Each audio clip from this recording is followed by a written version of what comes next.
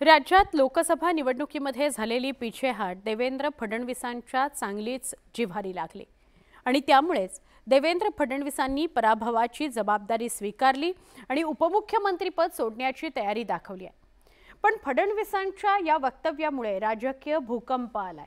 महायुतीतील घटक पक्षांचा रोष रोखण्याकरता ही खेळी तर केलेली नाही ना, अशी ही चर्चा आहे। या निवडणुकीचं नेतृत्व हे एक प्रकारे भारतीय जनता पक्षामध्ये जो काही पराभव झाला असेल, ज्या काही जागा कमी आल्या असतील, याची सगळी जबाबदारी ही माझी आहे। मी हे मान्य करतो की कुठेतरी मी स्वतः याच्यामध्ये कमी पडलेलो आहे। हा जो काही भारतीय जनता पक्षाला या ठिकाणी सेटबॅक महाराष्ट्रामध्ये सहन करावा लागला, याची सगळी जबाबदारी ही देवेंद्र फडणवीस मी या ठिकाणी स्वीकारतो। उपमुख्यमंत्री देवेंद्र फडणवीस यांनी लोकसभा निवडणुकीत झालेल्या पराभवाची जबाबदारी स्वीकारली। लोकसभा निवडणुकीच्या निकालानंतर फडणवीस यांच्या अध्यक्षतेखाली मुंबईत भाजपची बैठक झाली। या बैठकीनंतर फडणवीस यांनी हा राजकीय बॉम्ब टाकला। या निवडणुकीचं नेतृत्व हे एक प्रकारे भारतीय जनता पक्षामध्ये मी करत होतो, त्यामुळे या ठिकाणी जो काही पराभव झाला असेल, ज्या काही जागा कमी आल्या असतील, याची सगळी जबाबदारी ही माझी आहे, ती मी स्वीकारतो। मी हे मान्य करतो की कुठेतरी मी स्वतः याच्यामध्ये कमी पडलेलो आहे। देवेंद्र फडणवीस यांनी सरकारमधून पायउतार होण्याचे संकेत दिल्यामुळे महायुतीत एकच खळबळ उडाली।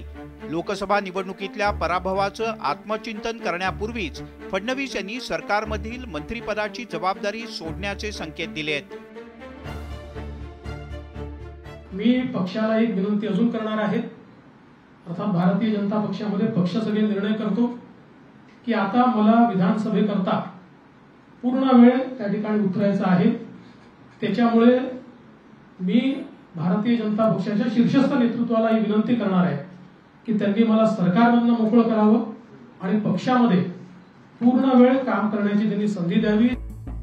खरं तर फडणवीस यांच्या वक्तव्यापूर्वी लोकसभा निकालावरून महायुतीतील सुंदोपसुंदी चव्हाट्यावर आली। मुख्यमंत्री शिंदे यांच्या नेतृत्वाखालील शिवसेना आणि अजित पवार यांच्या राष्ट्रवादीच्या नेत्यांनी भाजपवर पराभवाचं खापर फोडल्याचं पाहायला मिळालं। बारामतीत सुनेत्रा पवार यांचा पराभव अजित पवार यांच्या राष्ट्रवादीला पचवणं जड झालंय।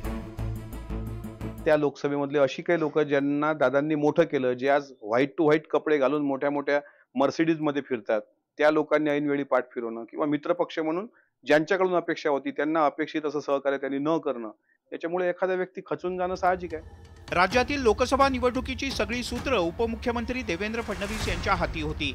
महायुतीत जागा वाटपापासून ते उमेदवार निवडीपर्यंत फडणवीस यांनी महत्त्वाची भूमिका बजावली। तसंच निवडणूक पूर्व उमेदवार सर्व्हेच्या नावाखाली भाजपनं काही मतदारसंघात मित्रपक्षांना उमेदवार बदलायलाही भाग पाडलं। पण फडणवीस यांची ही खेळी निवडणुकीत अपयशी ठरल्याचं चित्र आहे। सर्वे हा सगळ्यात डेंजर भाग आमच्या या सगळ्या याच्यामध्ये राहिलेला आहे। सॅम्पल सर्वे घेऊन त्यांची मतं नोंदवणं आणि त्यांच्यावर आपण अवलंबून कितपत राहणं, यापासून आम्ही घेतलेला हा धडा आहे। रामटेक लोकसभा मतदारसंघात विद्यमान खासदार कृपाल तुमाने यांच्याऐवजी काँग्रेसमधून आलेल्या राजू पारवे यांना उमेदवारी देण्यात आली।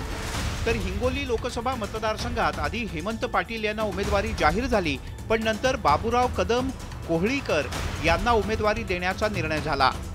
यवतमाळ वाशिम लोकसभा मतदारसंघातून भावना गवळी यांचा पत्ता कट करून हेमंत पाटील यांच्या पत्नी राजश्री पाटील यांना उमेदवारी देण्यात आली होती। या सर्व ठिकाणी शिंदेंच्या उमेदवारांना पराभव पत्करावा लागला।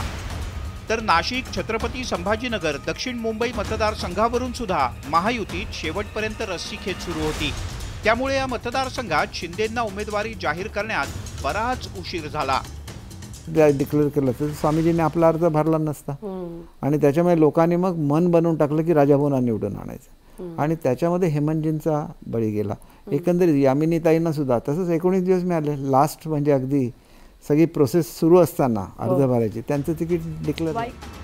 नाशिक आणि दक्षिण मुंबई मतदारसंघात शिंदेंच्या उमेदवाराचा पराभव झाला। तिकडे शिरूरमध्ये शिवसेनेतील आढळराव पाटील यांना सुद्धा पराभवाचा सामना करावा लागला। ऐन लोकसभा निवडणुकांच्या तोंडावर शिवसेनेचे आढळराव पाटील अजित पवार यांच्या राष्ट्रवादीत गेले आणि उमेदवारी त्यांना देण्यात आली. पण आढळराव पाटील यांना विजय खेचून आणता आला नाही. इकडे अमरावतीत नवनीत राणा यांना ऐनवेळी पक्षात घेऊन फडणवीस यांनी उमेदवारी दिली खरी, पण राणांना उमेदवारी देण्यास स्थानिक भाजप नेत्यांनी कडाडून विरोध केला होता. फडणवीस यांनी प्रतिष्ठेच्या केलेल्या या मतदारसंघातील निवडणूक ही नवनीत राणा यांना जिंकता आली नाही. आता या सगळ्या राजकीय घडामोडी पाहता निवडणूक निकालाच्या नंतर महायुतीतील घटक पक्षांमधलं वातावरण चांगलंच गढूळ झालंय. Bureau report, news 18 Lokmat.